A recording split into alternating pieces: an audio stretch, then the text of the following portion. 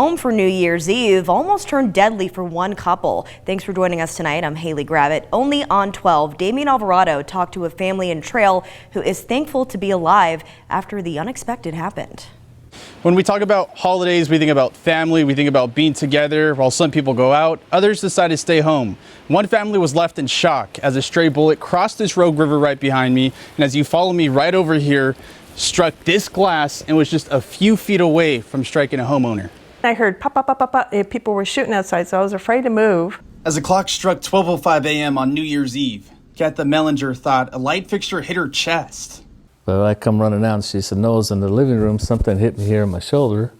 We still don't know what hit her. But that's when I went outside and checked and saw the window here. The bullet was maybe 2 feet from her.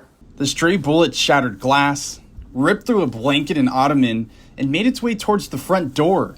Just take a look at this photo. This is the bullet that the homeowners say was fired shortly after midnight. For Katha, she's thankful that trajectory changed its path. And if it went straight, I would have got hit. The family believes the bullet was due to celebratory fire in a way to kick off 2025, but was left shocked. I don't understand celebrating that way, because to me, they were 2 feet from murdering my wife. There has to be some accountability. People have to know what happened. I just want whoever was over there partying, and I can understand all that, but they need to come over here and see what could have happened. Reporting in Trail. You know, this was close. I'm Damian Alvarado. Now we reached out to the Jackson County Sheriff's Office, who tells us deputies are investigating this incident. And today is day 2 of 90 where Rogue Retreat could operate the Ashland severe weather shelter. NewsWatch 12's Brinkley Hill is in Ashland.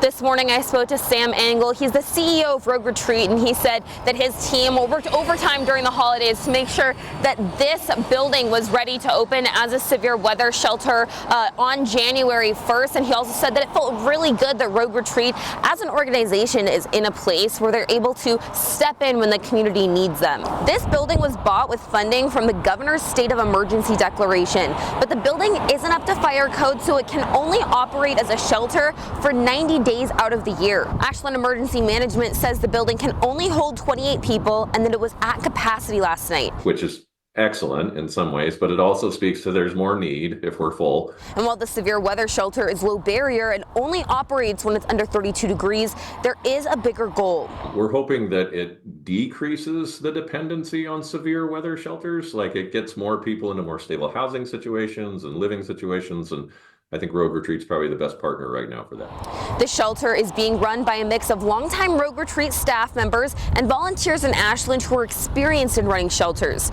This temporary safe space is part of a continued conversation for the city of Ashland, working with feedback from the community to provide these resources to those who need them. I think every time that we're able to make a dent in it, like that's a positive thing. I think working with Rogue Retreat and the services that they're going to provide, all of that's just going to be a good fit.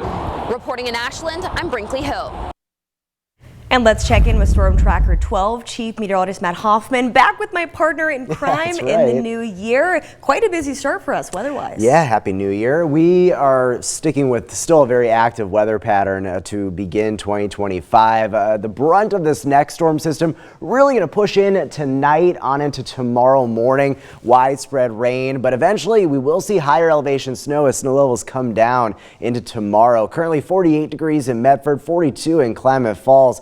A lot of that snow melting today from what we saw yesterday with the last storm system. Here's a look at the radar. Steady precipitation as you head towards Curry and Josephine County, portions of western Siskiyou County. We will see more wet weather spreading inland as we go later tonight and especially into tomorrow morning.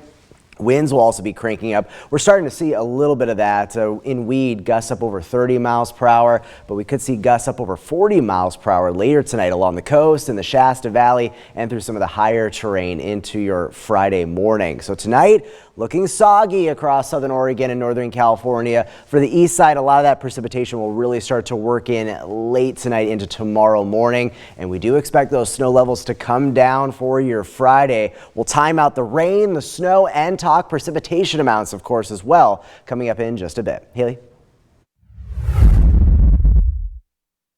Decades-old staple restaurant to the Ashland community announced it's shutting its doors. This comes during a time of hardship for restaurants in the area. Rocky Walker joins us live to share what's next for the restaurant and others in the area. Rocky.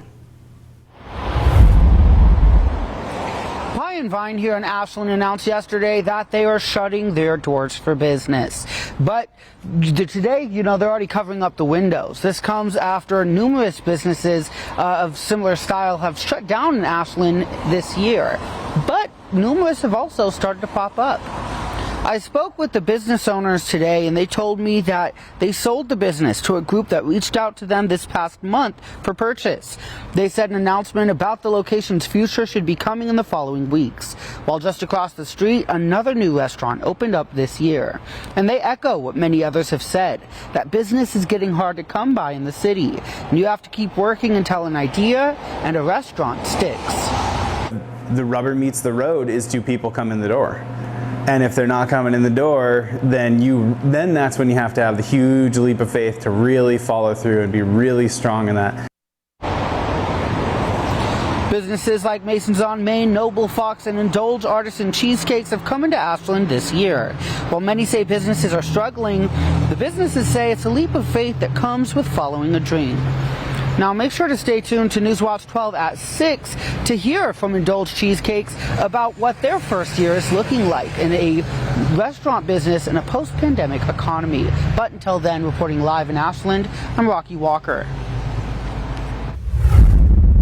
Tomorrow and Saturday, the Coastal Farm and Ranch Challenge of Champions Tour is bringing top bull riders and bulls to the Jackson County Expo for an exciting competition. Samantha Cadera got a preview of all the action.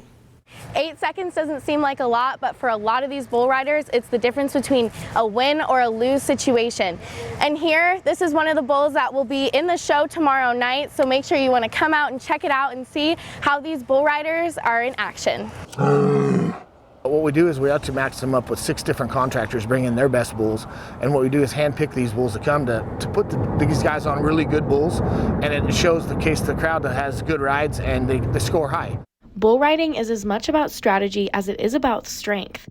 Riders must stay on a 2,000-pound bull for 8 seconds with nothing but a rope to hold onto. The difference between winning and losing can come down to just a few seconds. I grew up on a cattle ranch, and I started with sheep when I was real little, and just worked my way up through calves and steers and then junior bulls. Just fell in love with the lifestyle. Just gotta quit petting him now, he'll start talking to you. Are you a little bit of an adrenaline junkie, you might say? You could say that.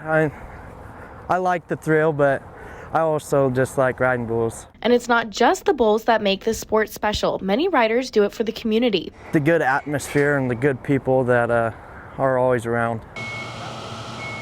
Making this event a celebration of community and competition. Reporting in Central Point, I'm Samantha Cadera. And people often set goals at the start of the year, but we thank you today for meeting one of our goals already. Our annual Stuff the Truck food drive with Ray's Food Place exceeded its goal by more than 1,000 bags. You donated a total of 6,518 bags of groceries. Again, thank you for providing food this holiday season to people in need of it.